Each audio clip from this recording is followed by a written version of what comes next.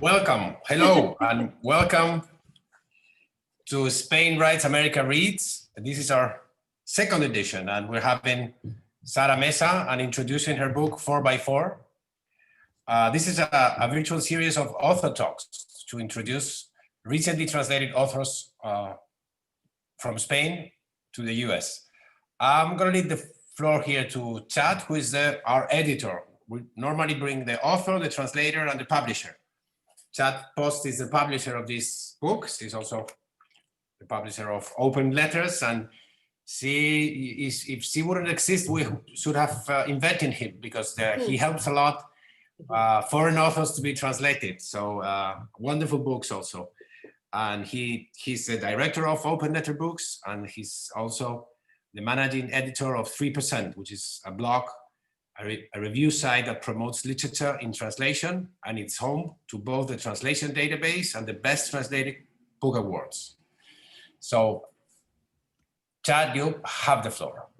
Okay, thank you very much. And thank you for inviting me to participate and setting this all up. I know it's been quite a year, because we were going to be doing this back in May, and now it is November, but I'm really glad to be here with both of you, Sarah and Katie. I'll introduce you guys really quick by reading your bios, and then explain what we're going to do and get into it. So Sara Mesa is the author of 8 works of fiction, including Scar, winner of the Ojo Critico Prize, 4x4, a finalist for the Heralde Prize, and Invisible Fire, winner of the Premio Malaga de Novela, and Cara de Pan, which is forthcoming from Open Letter, along with Mala Letras, which isn't in here, but we'll get to that. Her works have been translated into more than 10 languages and have been widely praised for her concise, sharp writing style.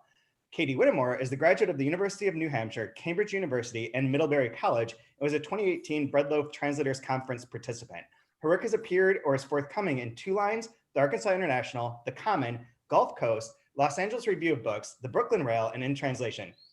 Current projects include novels by Spanish authors Sara Mesa, Javier Serena, Alio Chacol, Aroa Moreno Duran, Laura Moreno, Juan Gomez Barcena, Katisha Aguirre, and Nuria Labari, and probably more. Anyways, thank you both for joining. What we're gonna do here, and I really thank you, Sarah, for coming on to talk to all of us, is primarily have Sarah read some samples or like excerpts in Spanish, and then Katie will read the English translations, with the exception of Among the Hedges, which I'll read later.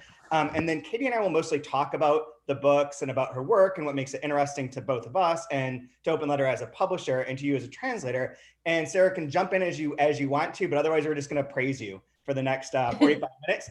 I believe, Miguel, there is a possibility that if people have questions, they can ask questions, correct? Yes. Yeah, so down there is a Q&A where you can, at the bottom of your screen, you can jump in and throw some questions in there. If you have some, we will respond to them as best we can. But I think, Chad, yeah. I think I'm here. I think there's hearing some like fuzziness from a mic maybe, but I'm not sure. Okay, that should be better. Okay. Is it? Yeah. Okay. So yes, if you have any questions, put them in the bottom. But I guess we'll start here with Sarah, you reading a little bit of 4x4, which came out in May of this year in the English translation. And yeah, excellent. And you're gonna read a little bit in Spanish, and then Katie, you can read the same parts in English. So, Okay, can I provide a little context before we read? Okay, so I asked Sarah to read a very short section from the first part of the book. That 4x4 is divided into 3 sections.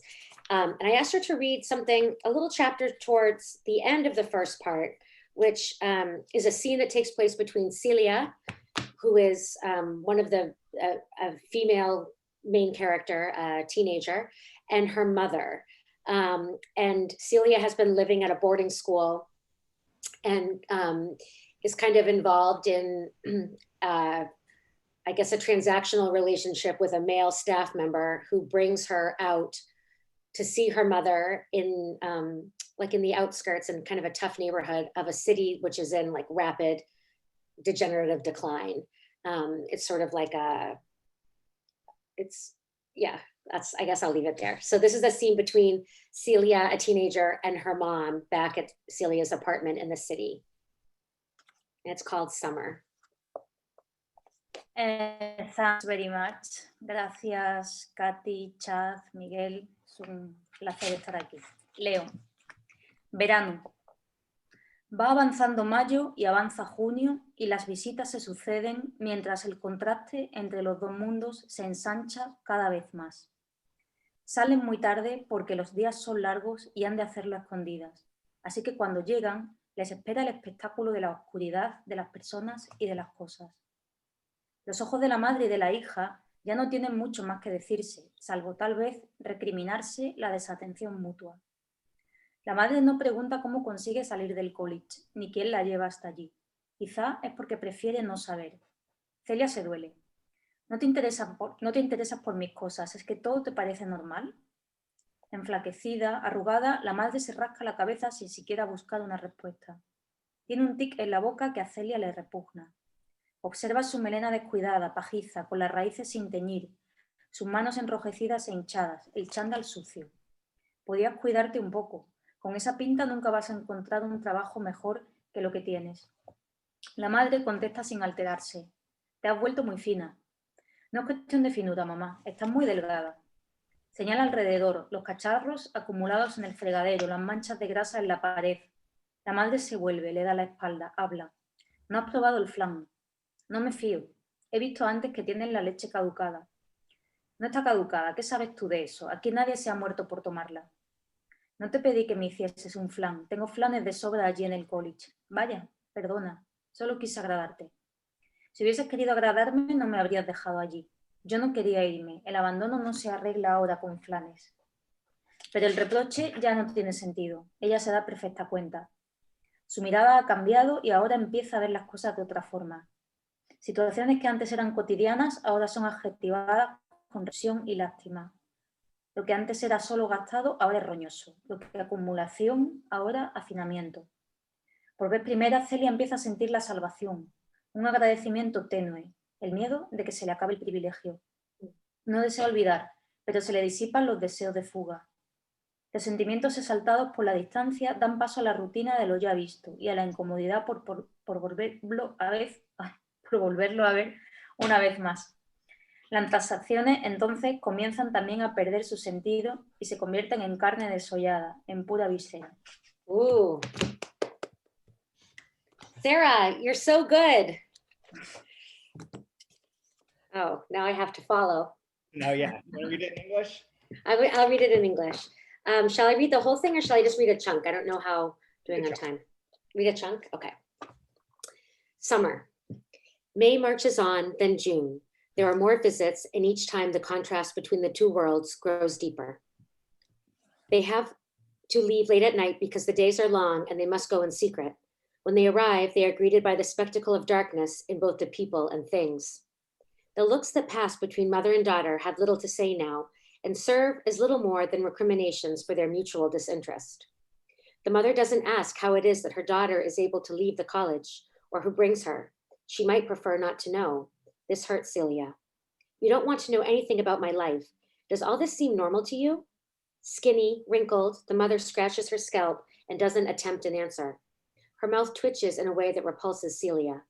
She looks at the mother's straw-like hair, unkempt, the dark roots, her hands, ruddy and swollen, the dirty tracksuit. You should take care of yourself. You'll never get a better job like this. The mother responds, nonplussed. My, aren't you the little lady? It's not about being a lady, Mama. You've let yourself go. She gestures to the room, pots and pans piled in the sink, grease stains on the walls. The mother turns to her. You haven't tried the flan.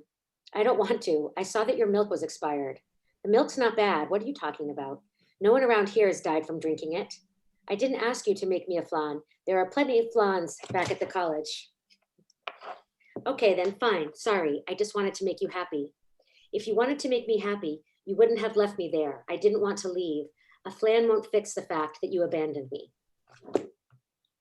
Very good.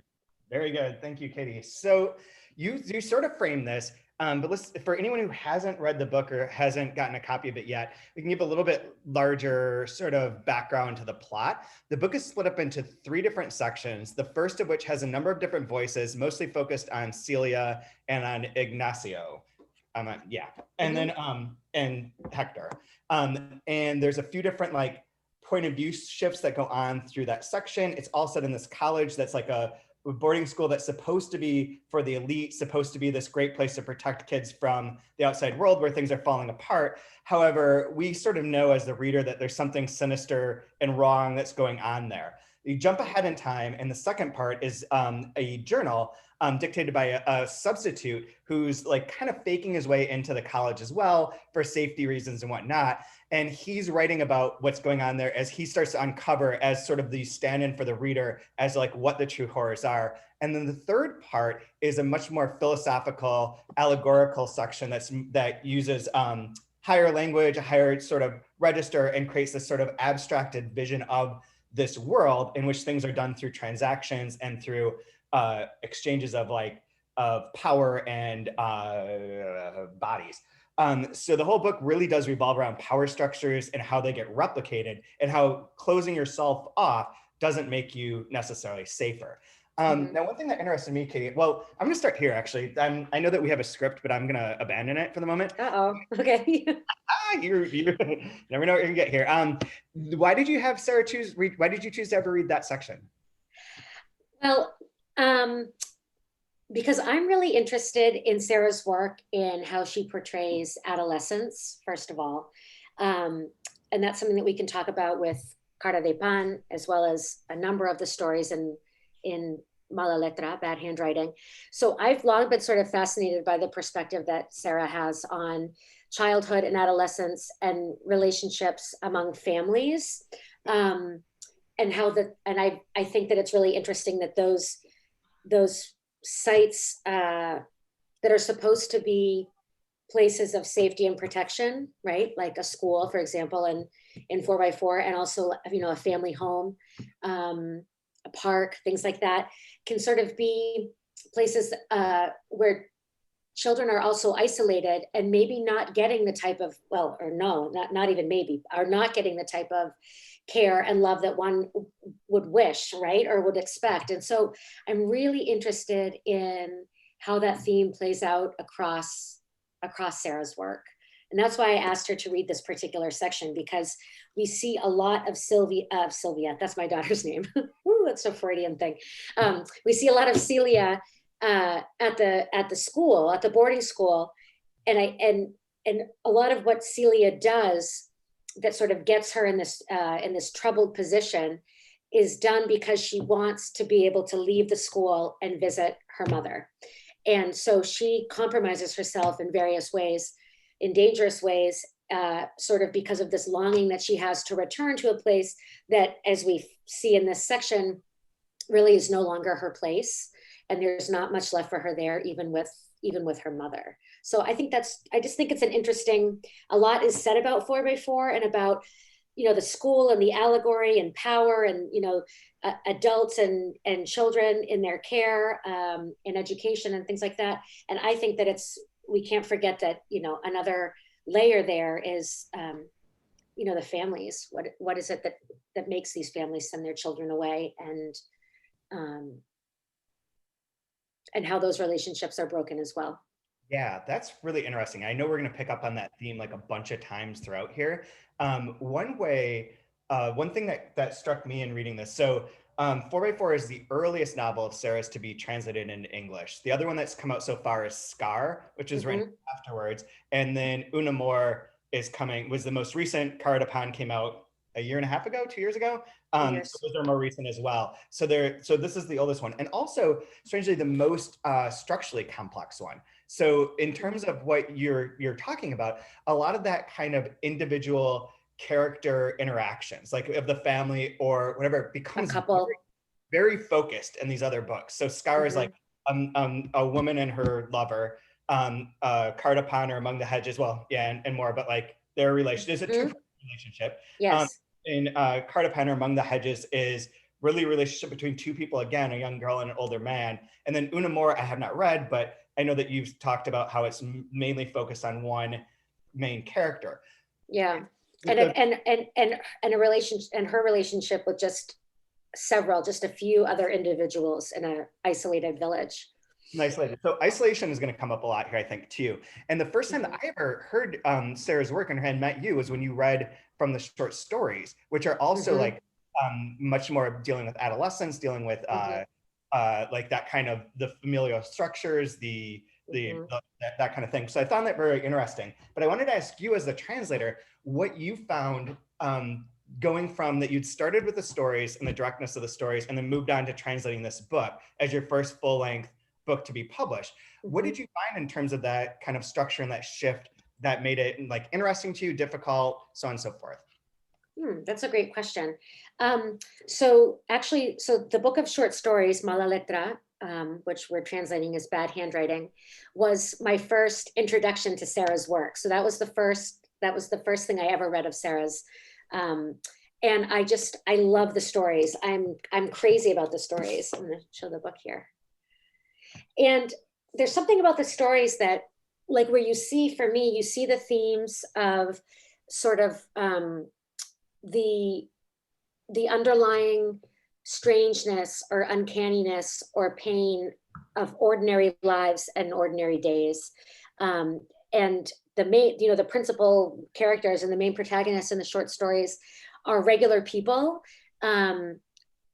in what could be perceived as sort of normal situations, but there's always like a little undercurrent, a subterranean underground or undercurrent where of some sort of strangeness or discomfort or pain. And I think that's really interesting because, again, there's a focus, and I think that Sara has mentioned before that the stories of Mala Letra, that she was sort of mining memories, right? And parts of her childhood and parts of other childhoods. And so there's an element there of what it was like to grow up, in the 70s, the 80s, the 90s, and in Spain. And she takes us the setting is this, and the setting in many of the stories is a fictional city of Cardenas. So my long-winded point is that with the stories, there's sort of an intimacy and I feel like there's a lot of like tenderness towards some of the characters, particularly the children and the adolescents in the stories. That then when I switched to working on 4x4, which was anterior, came before the stories, that tenderness was gone. Like Celia, there's aspects of Celia that are where there's sort of like it's hard to describe this, but one is like looking out for Celia, one is looking out for Ignacio in some ways, but there's like a real distance that is not there in the stories. In the stories, there's a real sort of closeness with the characters that I think even in the other novels, maybe there's more distance. I don't know. It's just my impression, and Sara can correct me, but I feel like in the stories, that's where there's the most sort of closeness to some of the main characters. I don't know if you want to jump in on that, Sara, or not, but yeah, no, she's relaxed. She's listening. She's listening. She's chilling. Yeah, perfect. She's chilling. Perfect. That is really interesting, and that does seem. I feel like Scar is. I've only read the stories that you've translated so far that from back when, but Scar seems closer to 4x4 in some regards to that, in the way that there is a bit of distance and a bit of like there's a sharpness between the relationship between people. And I remember when we did an event with Sara in the spring, or maybe it was in the interview for Lit Hub, but I had brought up this idea of sort of this tenderness, which I really see in Carta de Pan among the Hedges too, where there's like, it seems to me that Sara as an author is sort of like taking a bit of care with those characters in a way that the characters in the earlier books are less nuanced. There's more, I think there's like a sense of more judgment or of more, they're sort of like more clear-cut baddies and goodies. And then in the later works, there's a bit more ambiguity and sort of trying to pin down which elements of which relationships are unsavory or not. And that's a theme in the stories as well. Okay, I want to move on to the stories in a second here, but I do want to say one last thing, is that it does seem, now I'm interested in thinking about something that I wasn't going to say, but anyways, what I was going to say is I think it's interesting that in 4x4, and I haven't read An Invisible Fire, but I'm guessing maybe a little bit more of this happens in there too. There's a bit of world building. So in this, we get the school, we get sort of a picture of the outside world, we get this philosophical treaty at the end, and all of that sort of resonates to create this aspect of what's happening within the characters. And it's like, kind of that, I know that there's a Aristotelian term for this, but that sort of, not confluence, the unity of things that works together to create Celia's character and the other character. And I feel like as time has gone on, that extraneous part has been almost like, it doesn't get stripped away, but it's like relegated to the side, so that when we get to like Card upon Among the Hedges, the outside world is almost not there. Like a lot of that interiority between the two characters and being able to talk about the characters and their relationships with each other in ways that are really interesting and makes it very kind of boiled down. I find it really, really compelling and really a kind of masterful move as like an author's career to be able to do that is fantastic.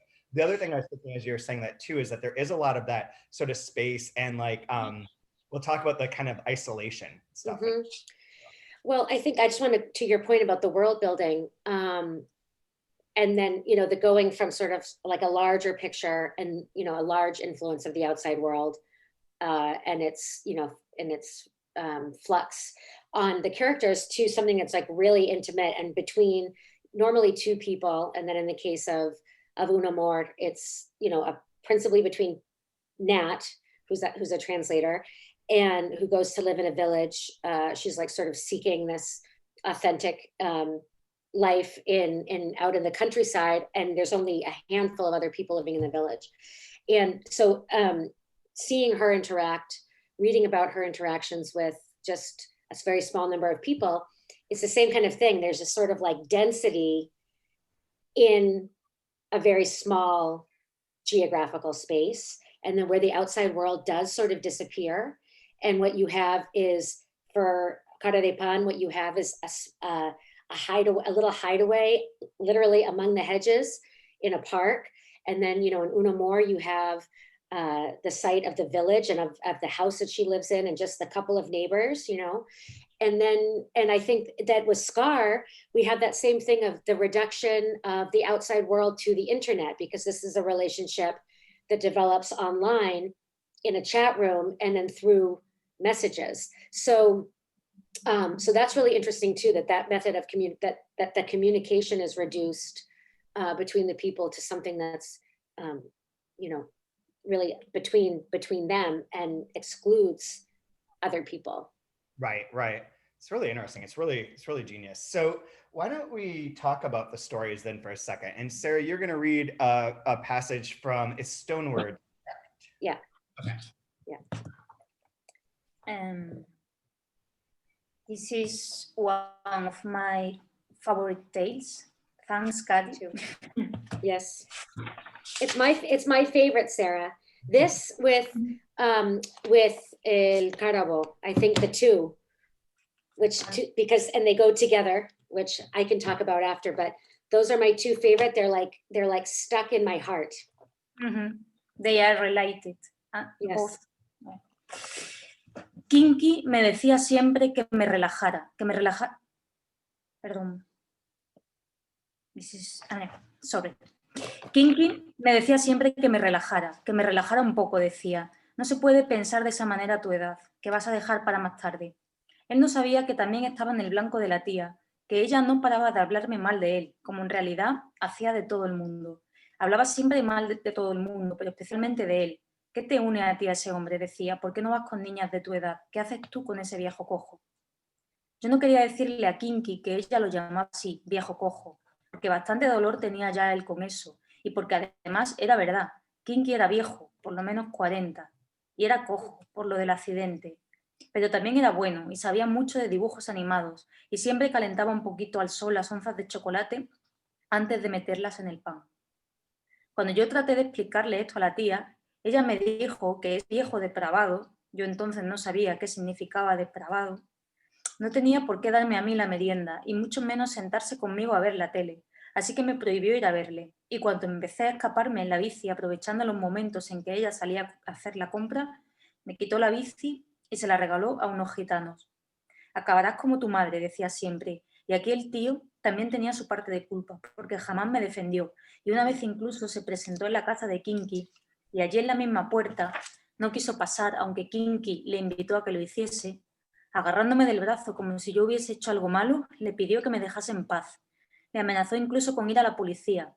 Le preguntó qué hace un viejo con una niña, repitiendo las mismas frases de la tía, cumpliendo órdenes. ¿Qué clase de amistad es esa? Y todo lo demás. Kinky tampoco hizo nada por defenderse. Me dejó que me fuese con mi tío, me pidió que le obedeciera y se quedó, me parece, un poco triste, pero ni siquiera me miró al alejarme. So good, thank you. So this story, as we've mentioned, is one of my favorites, and I'm happy to know it's one of Sarah's favorites as well. And I'll just give a tiny bit of context, and then I'll read the section. So it's from the perspective of an adolescent who she starts talking about when she was a child at the age of 9, and the mother is gone, and she's being raised with her aunt and uncle, along with her younger brother Silvio, and she has a real difficult relationship with her aunt, who, again, the aunt and uncle have taken in these 2 children.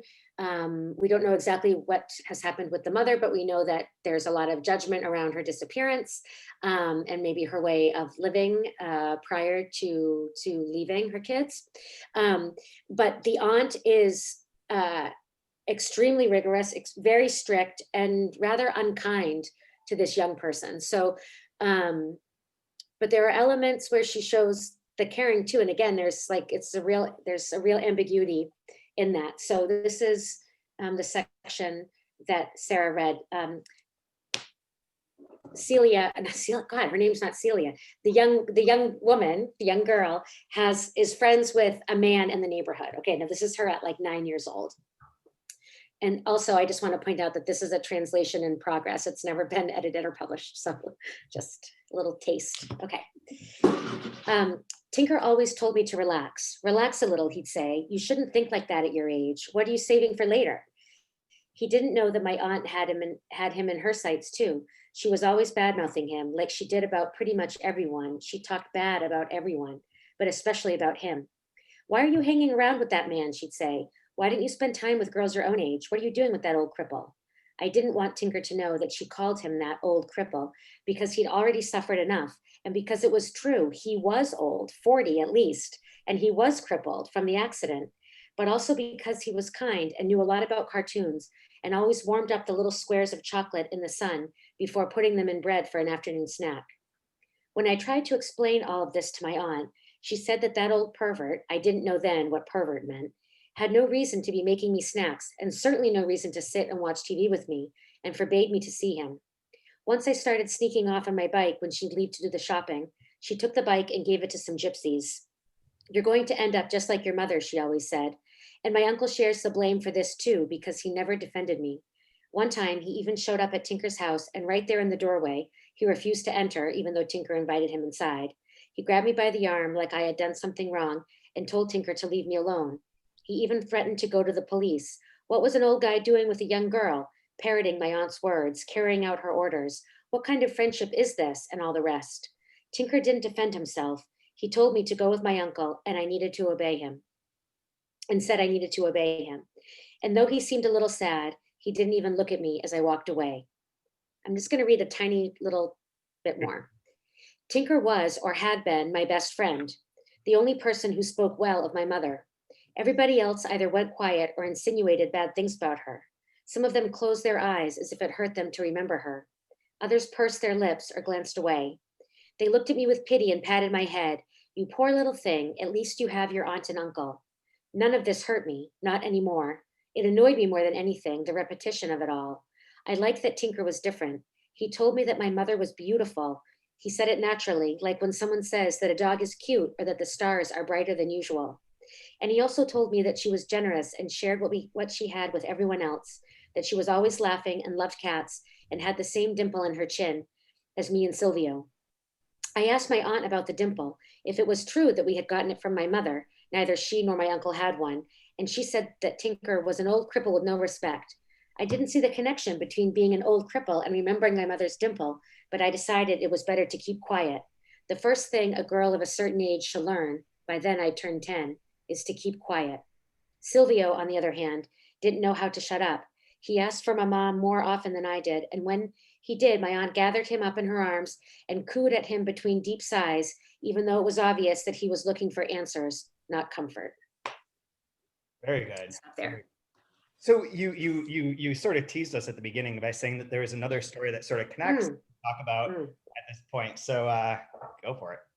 Well, that story, so it's a story that everyone can read. It's called Screech Owl, and it was published in Two Lines, in the Two Lines Journal. And it's a beautiful story. It's like so wrenching and so well done and restrained, but incredibly moving. And that is like one of my very, very favorite stories too. And it's my perception that it's the same, that the girl in Screech Owl is the same girl that we have here in Stonewords, all grown up. So she's like in her early 20s in Screech Owl. She has a young son, and she's at a picnic in the woods, or like, you know, in like a forested area with her kind of terrible aunt and uncle and family friends, and her son, her young son. And the son and the mother go off looking for the uncle, who is Silvio. So here we have Silvio referenced again. So Screech Owl sort of opens when this young woman in Stonewords is in her 20s, and she's had a child very young. So that kind of gives us a hint about where Stonewords is leading us, as this young girl is growing up, pretty isolated and under like the strict guard of her aunt, this figure of the aunt, but also very, very much alienated and unsupported, and heading for, you know, trouble. But it's beautiful, and the pair of the stories are really, really, it's really wonderful to read them together and to have that continuity. And I had a question for Sara in the past, and I'm going to aprovechar y preguntarte ahora en español que si a veces, no sé, si piensas escribir más sobre esa chica, esa mujer y el hijo, o si aparecen en otra escritura, no sé, que también, que no sé, les tengo mucho cariño. Es posible, no repito tanto personajes como temas. Yeah. ¿Sabes? Por ejemplo, ahí en este cuento podríamos decir que son los mismos personajes que el cuento del cárabo, como has dicho, pero también hay una semilla temática parecida a Cara de Pan. Yes. No, por la relación del viejo con la niña. Yo repito temas y los personajes, digamos, en cada historia quedan en esa historia. No sé si me explico bien. También podríamos decir, por ejemplo, que esa niña es la misma que la de Picabueyes. Sin embargo, en este caso la crían dos tías. Dos tías. O sea, no encaja todo plenamente, pero se repiten los temas y probablemente seguiré escribiendo sobre esos temas. Great. So I asked, for those of you that don't speak Spanish, I asked Sara if these characters appear in any other of her works, or if she thinks about, you know, writing about them again in the future. And what she answered really eloquently, that I will less eloquently summarize, is that for her, yes, like those characters might repeat, but what really repeats are the themes, and the themes of these stories and the themes in the novels keep coming back. So for example, this relationship between a young girl and an older man, which is viewed by society as something like wrong and dirty and depraved, but really we have no evidence of that at all in the story. And what the girl even says is, this was the only person that was my friend and spoke to me honestly about my mother. And so we have that, again, that sort of, that relationship that is judged and viewed from the outside, the same way that we have that with Cara de Pan, Among the Hedges. So, and again, like that Sarah's themes, you know, she's interested in the themes that sort of continue to be worked out throughout her work, and that that's what really seems to stick and repeat. Yeah, and let's talk about Cardapon in just a second. I have one last question. Kind of lead into that though, is that you talked and mentioned a couple times about writing from the adolescent point of view, especially from adolescent girl. I guess I have two related questions. One is like, how do you think that influences the reception of the works themselves and how they function? And secondly, as a translator, how does that impact your work as a translator, keeping things into an adolescent point of view or an adolescent set of terminology words that one would... Well, luckily, Sarah's language is so sharp and concise and clear and like classic in a sense that there's not like a whole lot of slang or anything that you have to try to like translate how young people talk. In fact, and Megan McDowell translated Carta de Pan, and it's done beautifully. And what's nice is that that character in Spanish, her name is Casi, in that book, she doesn't sound like a child, right? And so when she speaks, she doesn't sound like a child.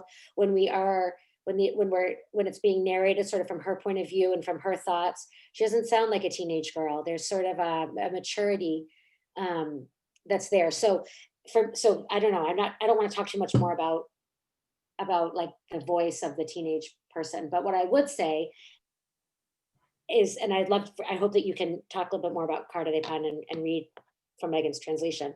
But what I would say is that for me, like personally, as a translator, but as a woman and as a mother, I really feel very powerfully connected to this aspect of Sarah's work. I think it's one of the things that draws me back to her work over and over again is this perspective, because I don't know, you know, I connect with it on a personal level, and I find it really like very emotionally, I just have a real powerful emotional response to it. But at the same time, the work is completely unsentimental. It's completely, you know, it's not maudlin, it's not manipulative. It's like these kernels of truth about how we experience life, and the fact that children are people, children are human beings that experience suffering, pain, injustice, and are learning in all those instances. And so I love how Sarah's able to sort of capture like the dignity of children and the dignity of young people, and that they're written about in a way that elevates them like as people and not as pawns or subjects. And I think that is something that is very unique in her work and is really commendable. So that's my take on that aspect. To build off of that a little bit, I was thinking about this as you're talking earlier. There is, even within Scar, there's a sense of like that the characters, and this will come up in Carta Pan, which I'll talk about in just one second, but like that the characters as adolescents are entering into a world in which there's uncertainty. You don't know what is necessarily good or safe or dangerous. And the world is all of those things. There is love in the world, and there is like evil people, perverts in the world. And so like a lot of these things seem to be allowing, from that perspective of using the adolescent or the child, being able to explore that nature of like, what assumptions do we make in society about these relationships? What happens within this relationship that can create power imbalances or not? And like that is refreshing to see it from that way, instead of from like, if the characters were older, it wouldn't be the same, because it wouldn't be that sense of almost like wonder or innocence that allows you to like really look at what the world is instead of jumping to the conclusions that we already have. Yeah, I'd agree with that. That's not a question, I agree. Works for me. So. Yo quería decir una cosa, y lo traduce Katy, porque si lo digo en inglés va a ser un desastre. Pero hablando de mi obra, que se centra en adolescentes y niños, y en especial muchos de los relatos de mala letra, tienen muchos elementos biográficos, muchos. Bueno, en los que no quiero entrar ahora, pero creo que es importante mencionarlo a nivel de lenguaje. Tú has mencionado que los relatos tienen una dimensión sentimental, ¿no? Pero que el lenguaje es frío y como muy certero y distante, ¿no? Creo que es la única manera que yo tengo de narrar sucesos biográficos, la distancia que me proporciona el lenguaje. Entonces lo menciono porque las dos cosas paradójicamente están relacionadas, esta frialdad narrativa con la experiencia biográfica, la única manera que tengo de escribir la experiencia biográfica. Okay, that's really interesting. So what Sara has said, and again, this is so embarrassing that I'm doing this kind of crappy translation on the fly, but so basically that the idea, many of the stories have biographical elements to them, and nevertheless, I said that there's sort of like a distance and a coldness in the narration.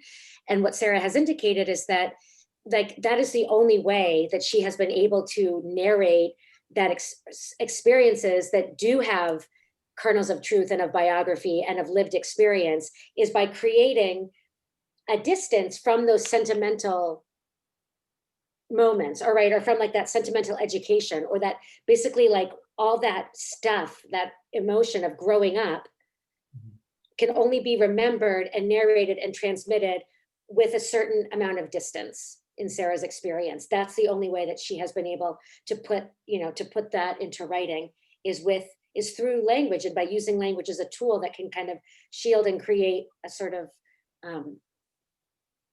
distance from the experience. That makes a lot of sense. And one of the things that stands out that reminds me of it was a term you used just a minute ago of like not being manipulative. Yeah. Prose is never manipulative in the way that very sentimental, or like where it's pulling at your heartstrings and trying to like get you to feel things for the characters.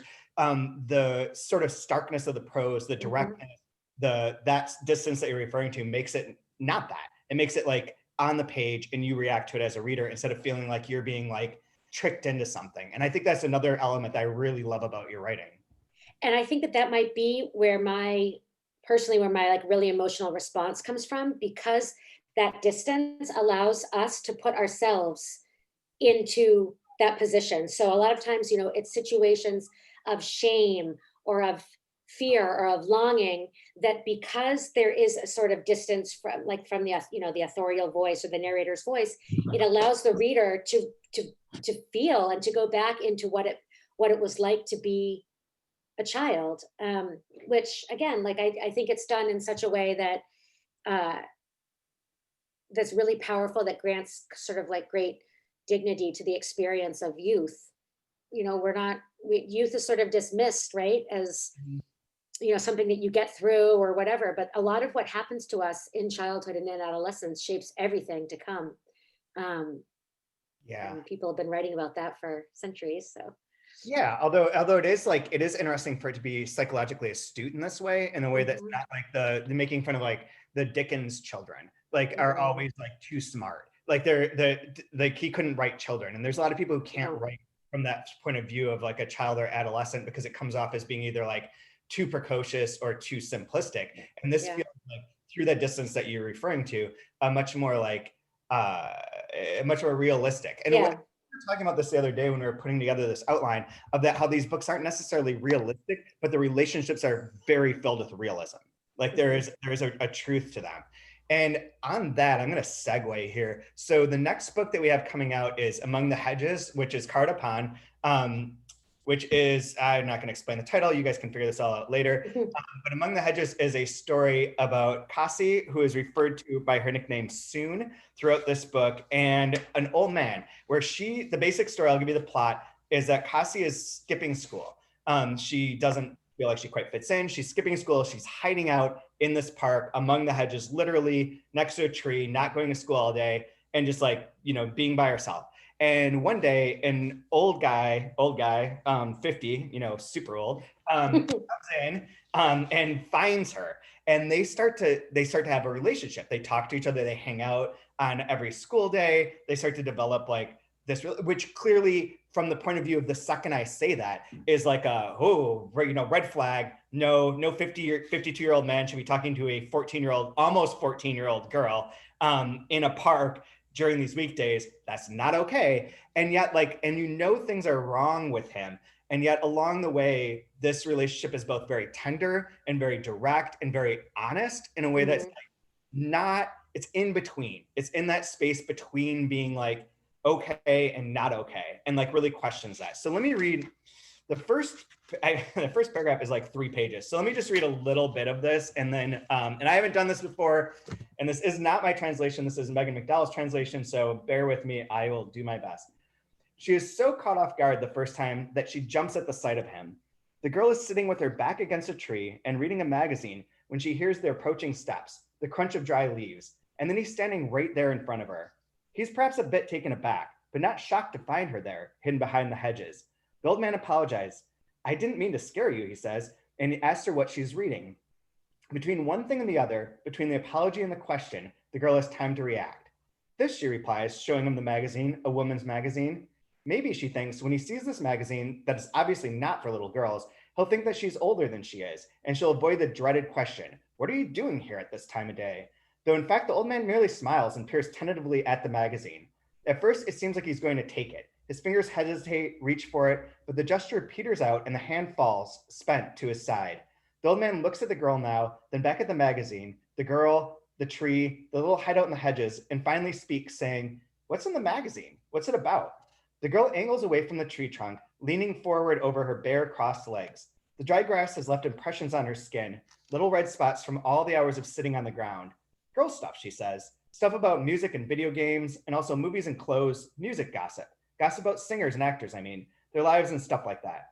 I don't know much about all that, he says, but his tone holds no creeping reproach or scorn. I read magazines too, he says, but mine are about birds. The girl murmurs, disconcerted, wondering if maybe when he says birds, the old man is referring to something else that is actually an innuendo. This thought makes her more suspicious, and she even entertains the thought of running away, but the old man is speaking again, and his words sound guileless. Not just about birds, he explains. They're really about animals in general. Magazines specifically about birds aren't so easy to find, and plus they're expensive. He used to subscribe to one that doesn't exist anymore. It was delivered to his house every week, and that was where he learned everything he knows about birds, which is a lot. The old man talks like a kid, self-absorbed and excited, and the girl looks at him curiously.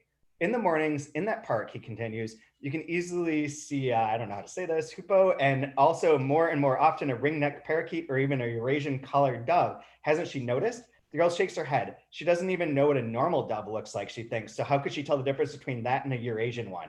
She also thinks, what a strange man. And I'll stop right there. I have a crazy question for you, Sarah, and I have a real question for you. And I will start with the real one is, what's up with the birds and the owls in so many of your works? And then the crazier one is, the Hector that gets kicked out of school in Cardapan, is that the Hector from 4x4? A ver, la pregunta normal, la de los pájaros. Sí, salen pájaros muchos, ¿verdad? Sí. Mucho. No sé, de niña, digo que hay muchos elementos biográficos en lo que escribo, ¿no? De niña me dio por ver guías de pájaros, por ver pájaros. Pasé algunos veranos, yo vivo en Sevilla, en el sur de España, cerca está el Parque Nacional de Doñana, donde se juntan muchas aves, en todas las épocas del año, especialmente en primavera, y me volví una especie de friki de aquello. No tiene más importancia. Es el entorno donde he crecido y conocí a algunos pájaros, ¿no? La pregunta loca no la he entendido, porque os sigo con dificultad, lo reconozco. O sea, no sé, Katy, ¿qué ha dicho? Porque no la puedo responder bien porque no la he entendido. Que él ha preguntado si el Héctor que... What was the question? That Hector in Cardapan that gets kicked out of school for school all the time. And in 4x4, there's an Hector that arrives that has been kicked out of school. And is like sort of the bad seed. Oh yeah. And when I was editing this, the most recent time, I was like, that's funny. And I have this great dream of being able to create crazy like literary hypotheses, like conspiracy level things. So this stands out to me, like little coincidences like that. But I was curious because so many of the books revolve around Cardenas that like sort of like almost create this Faulknerian sort of world. And that's why I was wondering if it was like intentional, just like an illusion or something that was just a coincidence. Sí. si era coincidencia que es un Héctor que le echan del cole, del instituto en Cara de Pan, y que también hay un Héctor que llega en 4x4, no tiene nada que ver. Pura coincidencia. Pure coincidence. No, bueno, las coincidencias muchas veces tienen un sentido, o sea, Yes. Did you have a bad experience with se quedan cosas en la cabeza. Yeah. Sí, o sea, probablemente no es una coincidencia, pero tampoco es voluntario, es una mezcla de las dos cosas. Yeah, it's not claro, you are a very sharp reader. Yes. Sharp, ¿no? Yes. Close reading. Yes. It's going to have all kinds of Sara Mesa conspiracies. Oh yeah. Trust me. This is fun. So how are we doing on time? We have about 9 minutes left. If anyone has any other questions, please write them in now. I'll go to those in a second. There's something about Cardapan we're going to talk about, but I don't remember where it is.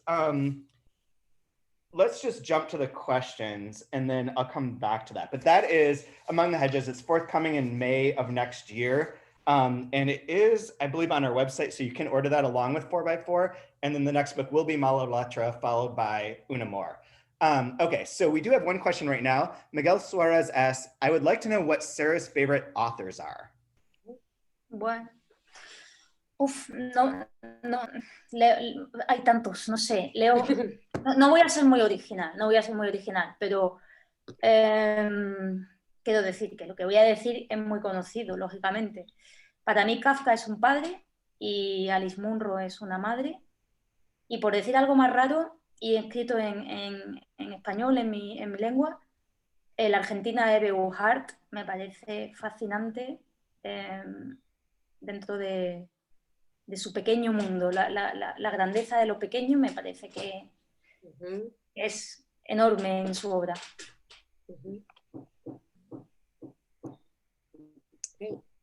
Podría seguir, pero... Oh, yeah. We have another, oddly enough, Ender asked the question that that is the last question I have on my piece of paper. Okay. What is the role of love in your books? And what we had talked about in prepping for this was that that the books, this is what I wrote, the role of love in her books. Cardapan is the most pure, Scar and Una More the most sexual, Bedregaria is a quote about sexist filth. Human connection and tenderness seem to dominate within these books, and the predominance of owls. The predominance of búhos. ¿Qué pasa con los cárabos? The owls thing is also a conspiracy theory because I'm a huge Twin Peaks fan forever. And the owls are like a big part of that. So anytime you drop an owl in a book, I'm like there. Anyways, so you want to talk about the role of love in the books? Yeah, well, I'll start so that Sarah's not put on the spot to answer, but I'd love to hear her thoughts as well. I mean, love in the books is just as ambiguous and complicated and rife with power struggles and disturbing sort of undercurrents as I guess it is in real life. But that was part of why I wanted to have Sarah read from the sections that she did, and because I think that love here, we don't see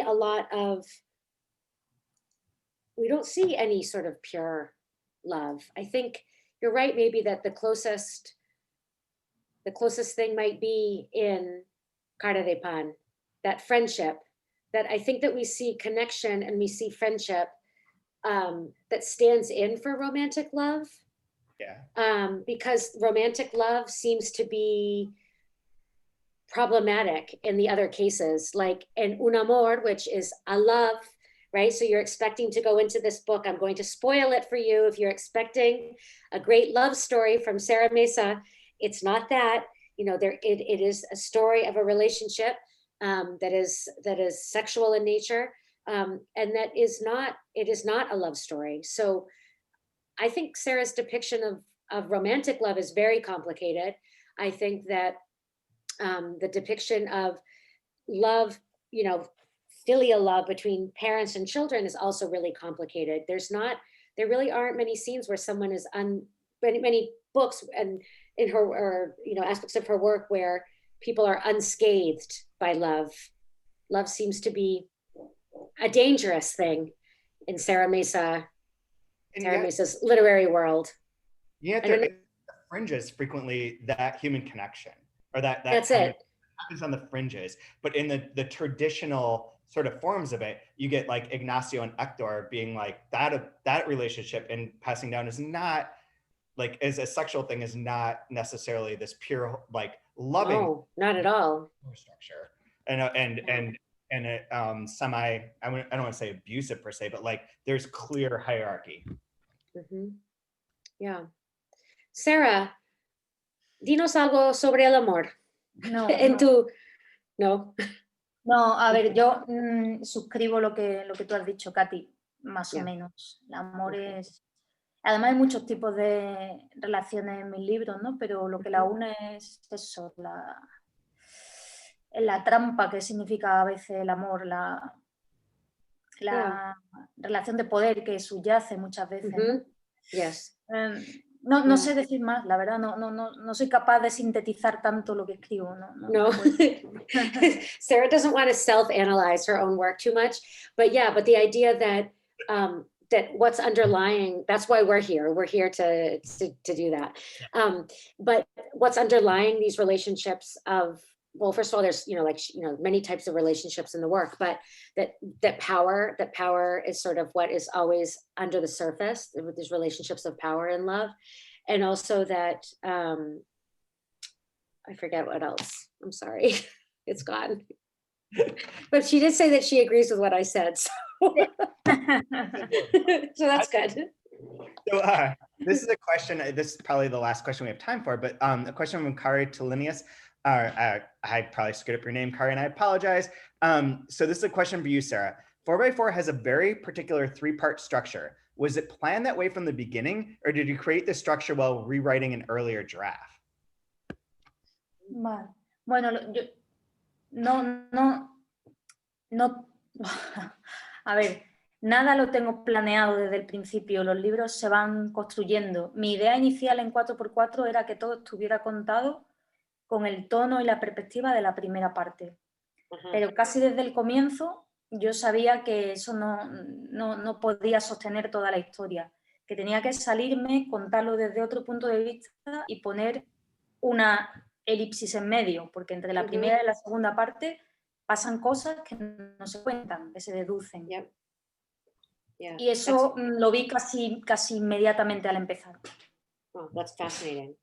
So again, I'll just summarize quickly for those who don't speak Spanish, but that with 4x4, well, first of all, she doesn't really plan. She never has everything totally planned out as she starts to write. But in 4x4, she had initially thought that she would be writing from the perspective contained in the first part, in that style and in that structure. But almost right at the beginning, she realized that she had to get out of that at some point, and she was being drawn to create, this other part. And especially between part 1 and part 2, there's an ellipsis in the middle where things happen that we can only deduce, we can only guess at what they are, and they're never really described. But she needed to get out of that initial style of narration and tell what was happening from a different perspective too.